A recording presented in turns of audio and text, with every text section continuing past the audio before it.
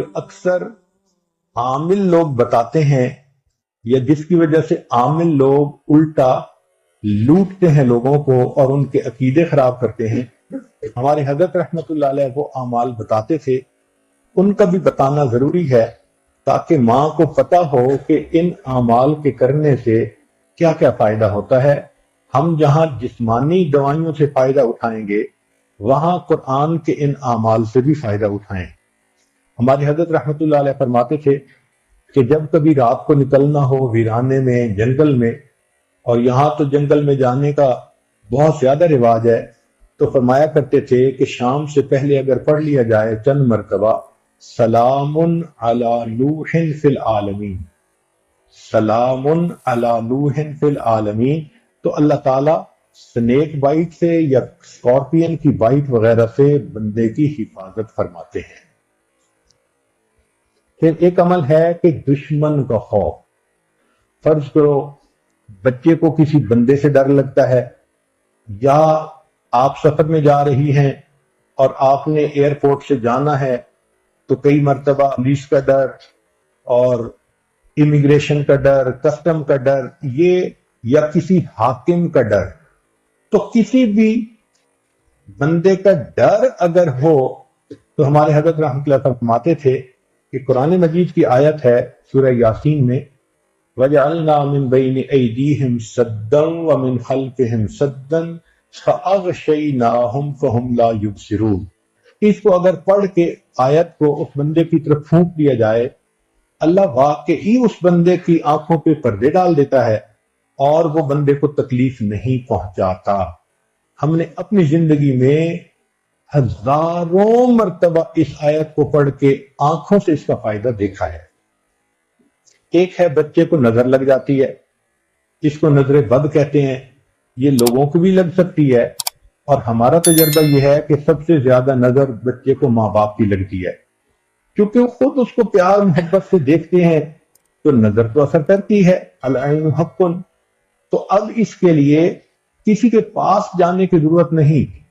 قرآن مجید کی ایک آیت ہے ان اللہ سیبطلہ ان اللہ لا یصلح عمل المفسدین۔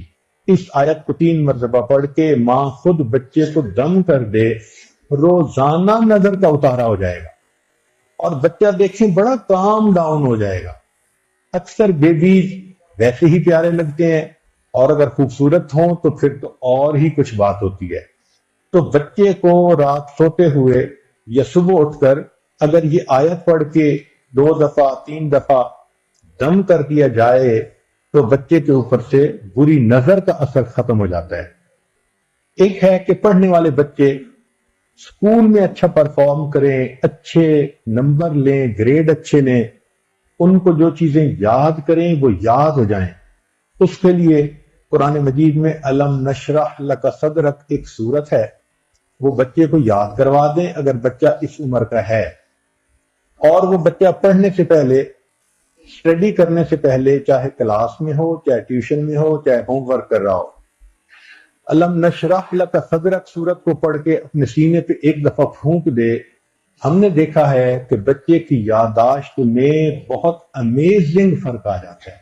ہم یہ عمل عام طور پر ان بچے بچیوں کو بتاتے ہیں جو حافظ بن رہے ہوتے ہیں، ان کو میمورائزیشن میں پرابلم ہوتی ہے، تو الحمدللہ سینکڑوں حفاظ پر تجربہ کیا ہم نے، اس آیت کو پڑھنے کا ہمیشہ فائدہ ہوتا ہے۔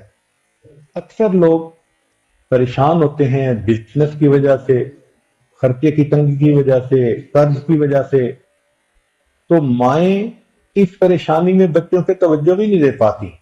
تو اس کے لیے بھی ایک عمل ساتھ سن لیجئے۔ ہمارے حضرت مرشد عالم رحمۃ اللہ علیہ فرماتے تھے کہ جب بھی نماز پڑھیں، ہر نماز کے بعد اول آخر ایک دفعہ درود شریف اور درمیان میں 7 مرتبہ سورۃ لإیلاف قریش، پوری سورت 7 دفعہ پڑھیں، چھوٹی سی سورت ہے، اور پھر دعا مانگیں۔ اس عمل کو کرنے سے رزق کی کوئی بھی پریشانی ہو اللہ اس پریشانی کو دور فرما دیتے ہیں۔ یہ باتیں بچوں کی جسمانی صحت کے بارے میں تھیں جو آج آپ کے گوش گزار کرنی تھی۔ اللہ تعالیٰ فرماتے ہیں وَذَاكِرِينَ اللَّهَ كَثِيرًا وَالذَّاكِرَاتِ اعد اللہ لہم مغفرۃ واجرا عظیما، تو گویا ذکر کثیر کرنے والوں کے لیے اللہ نے مغفرت کی خوشخبری عطا فرما دی۔ حدیث قدسی ہے، اے ابن آدم مجھے فجر اور عصر کے بعد تھوڑی دیر کے لیے یاد کرو، میں ان دو اوقات کے درمیان تمہارے کاموں کی کفایت کروں گا۔ یعنی فجر سے دن کی ابتدا ہوتی ہے اور عصر پہ دن کی انتہا ہوتی ہے۔ اگر ان دو اوقات میں بندہ اللہ کو یاد کر لے تو درمیان کا وقت جو ہے اللہ اس میں بندے کی مدد فرماتے ہیں، اس کے رزق میں برکت، اس کے مال میں برکت، کاروبار میں برکت، ہر کام میں برکت ہوتی ہے۔ اس لیے مشائخ فجر اور عصر کے بعد مراقبہ ذکر وغیرہ کے لیے کہتے ہیں۔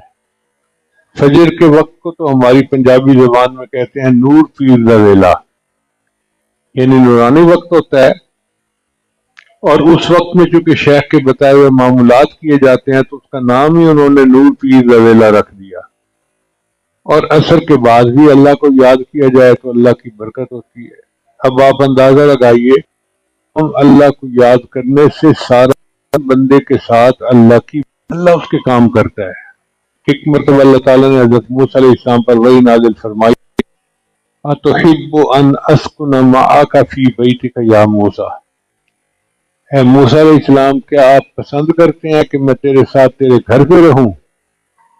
فَخَرَّ لِلَّهِ سَاجِدًا، موسیٰ علیہ السلام تو اللہ کے عاشق تھے، سجدے میں جا گرے، پوچھنے لگے کیف تسکن معی فی بیتی، اے اللہ تو کیسے میرے ساتھ میرے گھر میں رہ سکتا ہے؟ اللہ نے فرمایا انا جلیس مع من ذکرنی، جو میرا ذکر کرتا ہے میں اس کا ہم جلیس ہوتا ہوں۔